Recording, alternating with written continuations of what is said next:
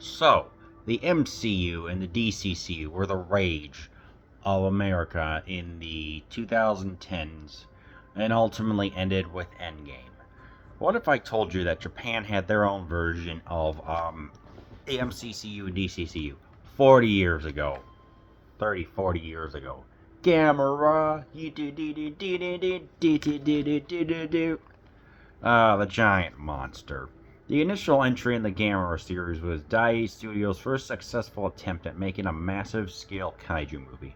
Hibernating under the Arctic, the turtle master Gamera is awakened by an atomic bomb test. The behemoth creates chaos when it arrives in Japan, and an ambitious plan must be hatched to try and stop the rampage. The special edition of Gamera's first outing also includes the Blu-ray premiere of this American version of the monster, Gamera with the Invincible. Two M's right there. We are getting. You can't, yeah, right there. You can see that.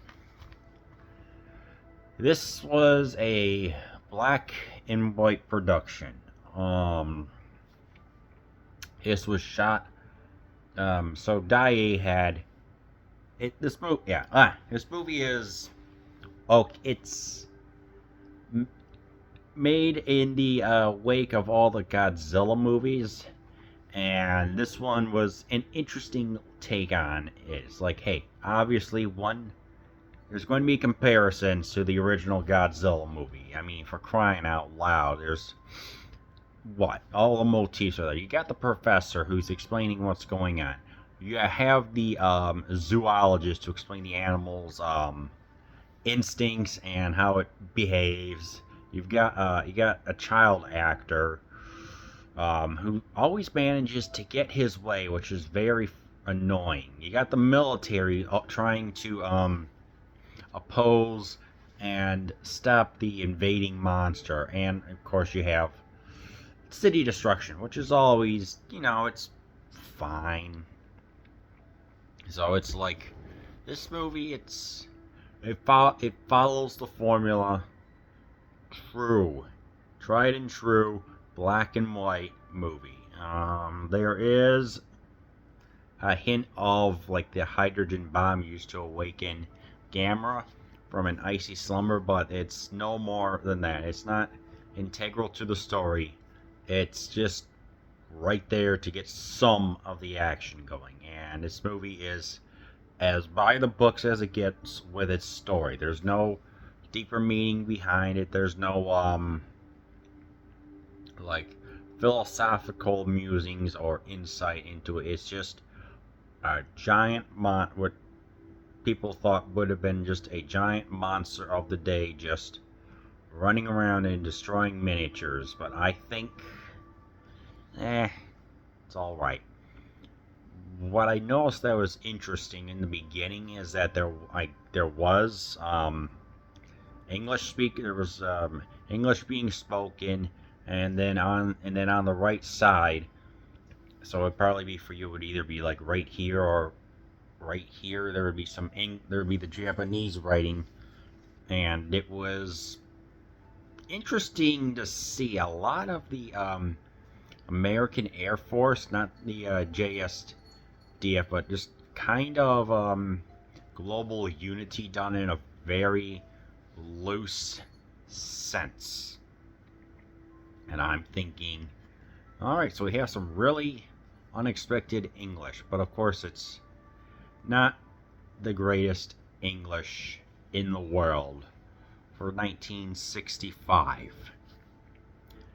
You can understand them, but of course there's the heavy accent, so it's like, what is going on here? We have some American actors who are appearing in this, and I think this was right around the time that Nick Adams appeared, I think, in many Toho productions, so obviously there was some influence there, so say what you will about that.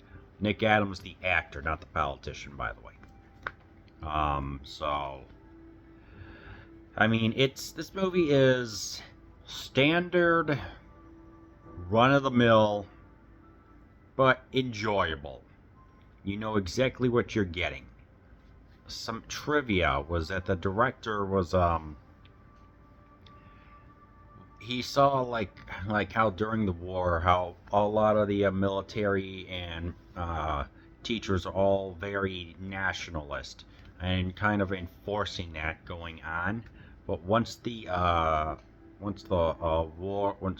Japan lost the war due to, well, obviously what happened in the two cities, they all became leaning more towards a communistic perspective, and just saw like how war manages to change that. You know how all the adults and teachers were becoming very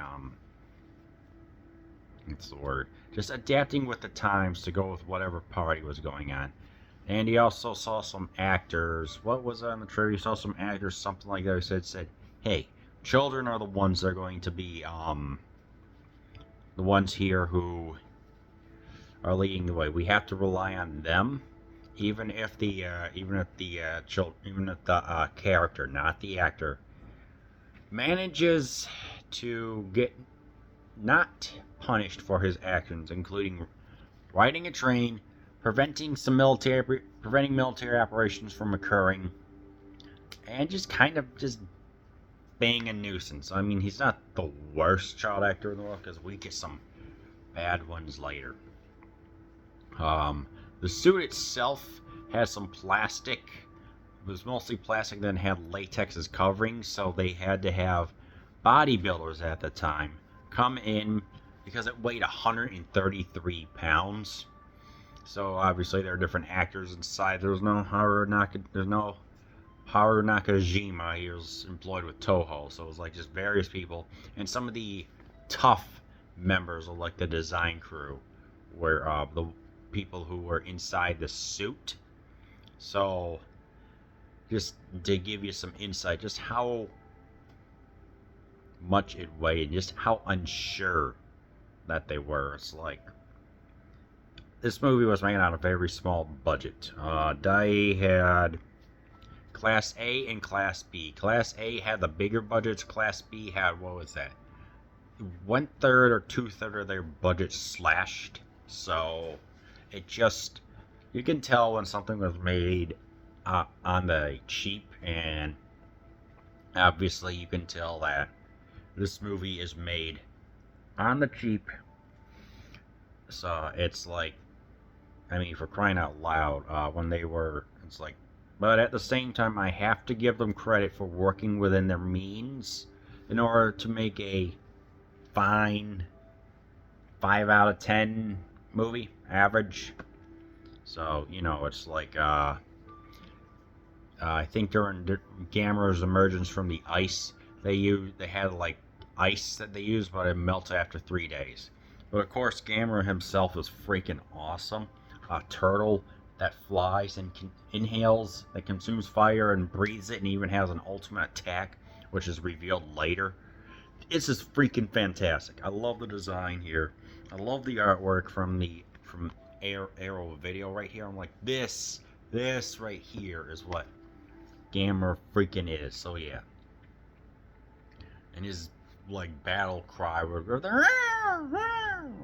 would be pretty much unchanged, and it was also kind of funny to see him kind of act high like a cat, because they were planning on, part of the movie was they were trying to what was that, freeze dry him or something like that, and they only had 10 minutes to set it up. So I guess there was, that scene was kind of interesting. So I don't know, I just think, you know, it's not as bad, because some of the other movies would reuse stock footage of this one, the second one, the third one, etc., and I remember them not being that good. So second one's got a better story and introduces Barugan. But so yeah, if you want to see an alright, average, fine, black and white kaiju movie, I recommend Gamera, the Giant Monster.